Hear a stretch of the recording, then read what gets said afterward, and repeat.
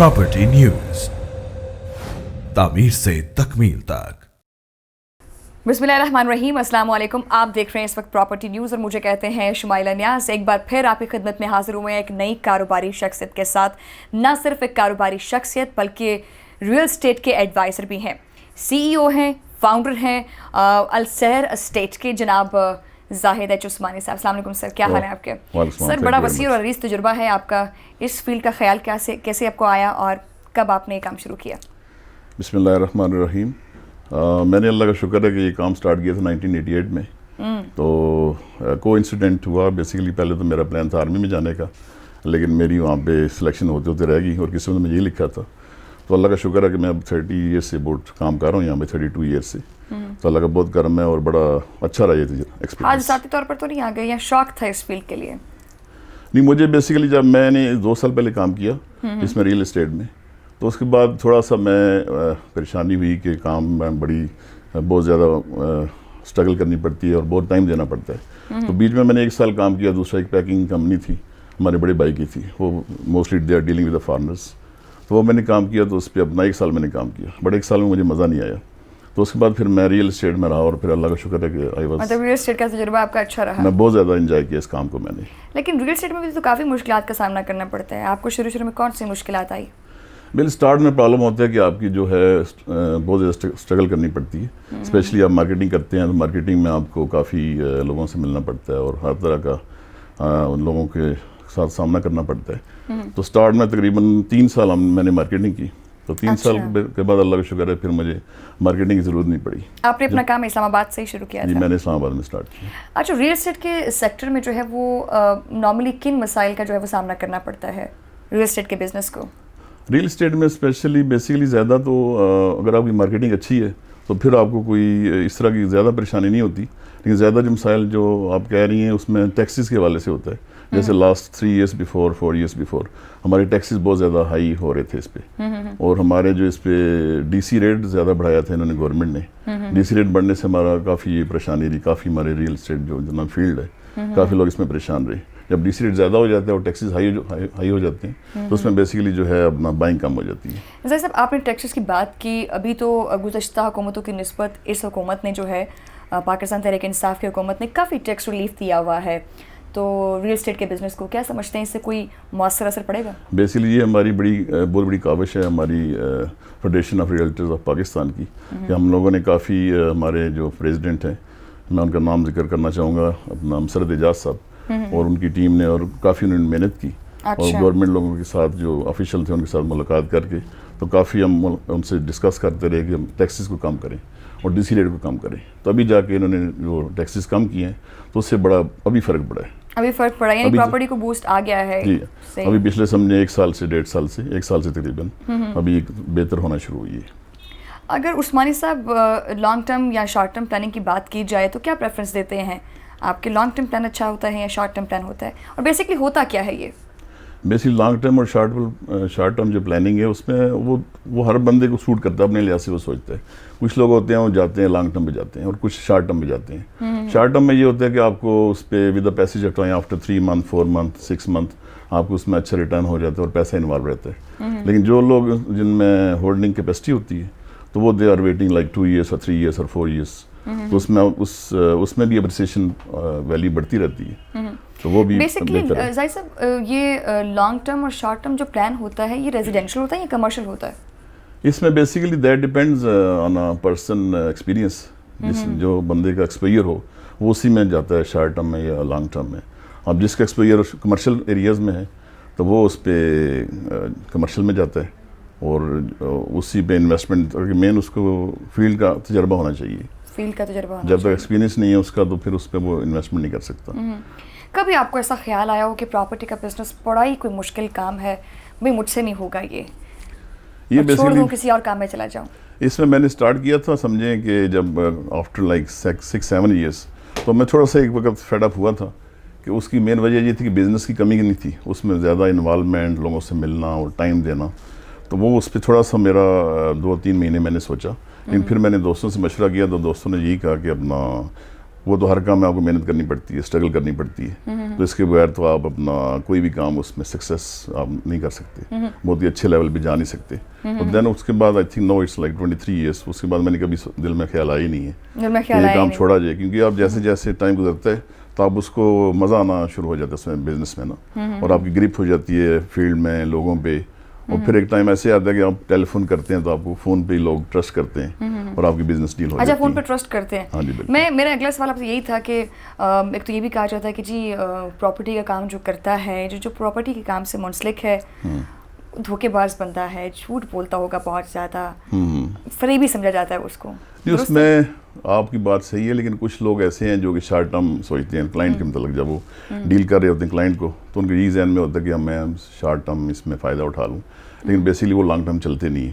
لیکن جن کا مارکیٹ میں اچھا نام ہوتا ہے اور لوگ اچھی اس میں لوگ رلائی کرتے ہیں, تو وہ لوگ یہ ہوتے ہیں جو لانگ ٹرم سوچتے ہیں. یعنی ایک کلائنٹ آ گیا تو اس کو اچھی سے اچھی سروس دیتے ہیں, اچھی سے اچھی انویسٹمنٹ کرتے ہیں اور اس کا فائدہ سوچتے ہیں ایٹ دا اینڈ.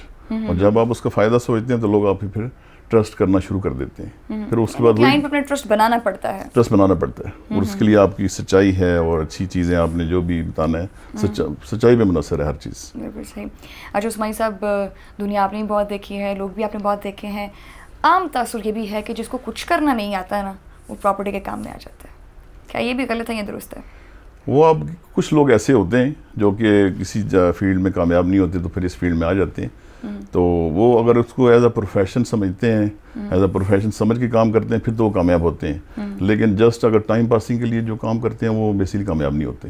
وہ شارٹ ٹرم کے لیے کام کرتے ہیں, پھر اس کے بعد وہ پھر اتنی زیادہ کامیاب نہیں ہو سکتے اس فیلڈ میں. اچھا ویورز, ہم نے بہت سی باتیں تو ان سے جان لی, لیکن ہم نے السحر ایسوسیٹ کا جو ہے نا, السحر اسٹیٹ کا نہیں جانا ہے آپ سے. السحر اسٹیٹ کے بارے میں بتائیں. السحر اسٹیٹ بیسیکلی ہمارا پہلے جو آفس ہم نے اسٹارٹ کیا تھا دیٹ واز یونائٹیڈ سہارا گروپ کے نام سے تھا ہمارا آفس. اس کی وجہ یہ تھی کہ میرے ایک اپنا میں آئی وینٹ ٹو کویت, یہ بات ہے 94 کی بات ہے. میرا پلان تھا کہ میں باہر جا کے سیٹل ہونا ہے, فرانس میں جا رہا تھا. میرا پلان تھا کہ وہیں پہ سیٹل ہونا ہے اور وہاں پہ, اور اس سے پہلے میں نے کچھ 4-5 سال کام کیا ہوا تھا.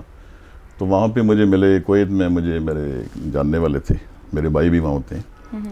تو ان سے ملاقات تھی تو وہ کہہ رہے تھے یار میں پاکستان آ رہا ہوں. تو میں کہ جی اب جب پاکستان میں آئے تو میں بھی اگر واپس آ گیا, ان کیس میرا پلان تو نہیں ہے لیکن واپس آؤں گا تو ہم اکٹھے مل کے کام کریں گے. تو وہ پھر اس پہ میں وہاں 2.5-3 مہینے رہا, مجھے مزہ نہیں آیا وہاں کام کا.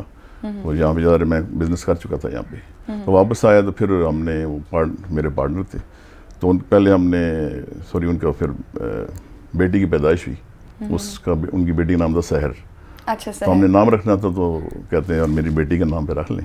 میں کہا وائی ناٹ, پھر ہم نے سحر نام تھا, تو سحر اسٹیٹ اس وجہ سے ہم نے رکھا. یہ عثمانی صاحب, اگلا سوال دیکھیں, بینگ اے پاکستانی بھی اور ویسے بھی عام سمجھا جاتا ہے اس چیز کے حوالے سے کہ ہر ادارے میں کرپشن ہوتی ہے, ہر ادارے میں رشوت دینی پڑتی ہے, لیکن پراپرٹی کے کام میں اسپیشلی CDA میں رشوت کا بازار جو ہے نا کافی گرم ہوتا ہے. کیا سمجھتے ہیں؟ اب میں سمجھتا ہوں میں کافی پرابلم آتے ہیں CDA میں. CDA میں کافی لوگ جو ہیں وہ اس کے بغیر چلتے نہیں ہیں. جب تک آپ ان کو نارمل طریقے سے کام کرانا کافی انتہائی مشکل ہے وہاں پہ. تو ہماری PTI کی گورنمنٹ جو ہے وہ کافی اس میں کوشش تو کر رہی ہے اور اس میں بہتری آ رہی ہے, کافی حد تک بہتری آئی ہے, اور ہمیں امید ہے کہ کچھ ٹائم کے بعد یہ سسٹم اور بہتر ہوگا. تو یہ کافی اس میں مسائل ہمیں کافی آتے ہیں. ہر بندے کے ساتھ آپ کو چلنا پڑتا ہے, نہیں جب تک اس کو کسی دیتے نہیں ہیں تو دین وہ آپ کی فائل رک جاتی ہے وہاں پہ. فائل کو آگے چلانے کے لیے دین یو ہیو ٹو رشوت دینی پڑتی ہے, فائل کو آگے چلانے کے لیے رشوت دینی پڑتی ہے. یہ بہت ہی. اچھا, CDA کا جو ادارہ ہے وہ آل ٹو آل خراب ہے یا کچھ کالی بھیڑیں ہیں اس کے اندر؟ نہیں, کچھ ہیں, سارے نہیں. کچھ لوگ ایسے بھی ہیں جو ایسی باتیں نہیں کرتے, لیکن کچھ لوگ ایسے ہیں جو کہ اپنا اس میں انوالو ہوتے ہیں. تو میرے خیال سے وہ اگر اچھے طریقے سے مینیج کیا جائے گورنمنٹ کی طرف سے تو یہ آہستہ آہستہ چیز بتدریج ختم ہو رہی ہے, ہوپ فلی انشاءاللہ ختم ہو جائے گی. اچھا عثمانی صاحب, کسی بھی سوسائٹیز کے لیے جو ہے نا, کسی بھی سوسائٹی کے لیے NOC کی کیا اہمیت ہے؟ NOC بیسیکلی بہت ہی عام رول ہے کسی بھی سوسائٹی کے لیے. جب تک آپ کو RDA یا CDA آپ کو NOC نہ دے تو دیٹ مین کہ وہاں پہ کچھ نیگیٹو چیزیں ہیں وہاں پہ. تو اس لیے میرے سوسائٹیز میں اگر لوگ جاتے ہیں تو ان کو سب سے پہلے NOC دیکھنا چاہیے کہ ان کے پاس لیٹر ہے, اور وہاں سے ڈپارٹمنٹ سے بھی جا کے چیک کرنا چاہیے. اگر وہ NOC ان کے پاس ہوگا تو that mean then they can go for the electricity, for the gas, اور پھر وہ سوسائٹی کافی زیادہ پھلتی پھولتی ہے اور کافی اس میں اپریسیشن آف پرائسز ہوتا ہے. تو اس پہ وہ بڑی ضروری ہے NOC. السحر اسٹیٹ جو ہے وہ کن پروجیکٹ سے کام کر رہی ہے, یعنی آپ کن پروجیکٹ سے کام کر رہے ہیں, کیا آفر کر رہے ہیں آپ؟ हमारा सैर स्टेट है basically we are providing rental services and selling buying for the selling of houses. तो हमारी ज़्यादा इसमें एक्सपर्टी फॉरनर्स के साथ, एम्बेसीज के साथ, यूनाइटेड नेशन के साथ, INGOs के साथ हमारा बड़ा अल्लाह का शुक्र है एक्सपीरियंस है. तो हम अल्लाह का शुक्र है कोई भी क्लाइंट आ जाए तो हम उसको विद इन अ डे या 2 उसको बेस्ट चीज़ है उसको प्रोवाइड हम कर सकते हैं. और उसी वजह से हम ये 3 साल मैंने मार्केटिंग जो मैंने बताया कि की थी मैंने, उसके बाद मुझे मार्केटिंग ज़रूरत नहीं पड़ी. वही क्लाइंट हमारे चलते रहे और अभी तक अल्लाह का शुक्र है वही चल रहा है. उस्मानी साहब, रियल एस्टेट जो है वो मुल्की मईशत का जो है वो 60% हिस्सा निकालती है, लेकिन फिर भी रियल एस्टेट का कोई पुरसाने हाल नहीं है. क्या वजह है इसकी? उसकी वजह कैसी ये इस्लाहत लानी चाहिए? उसकी वजह ये है मेरे ख्याल से जो हमारी गवर्नमेंट की तरफ से जो एक्सपर्ट्स जो इस फील्ड में हाउसिंग के हेड्स जो मिनिस्टर्स बनते हैं उनको थोड़ा सा मे बी इस चीज़ का इदराक नहीं होता. उनको बेसिकली देखना चाहिए कि यहाँ पे रियल एस्टेट में किस चीज़ की ज़रूरत है, किस तरह किस हद तक टैक्सेस होने चाहिए, किस हद तक वो DC रेट जो ये बड़ा अहम रोल है DC रेट फिक्स करना.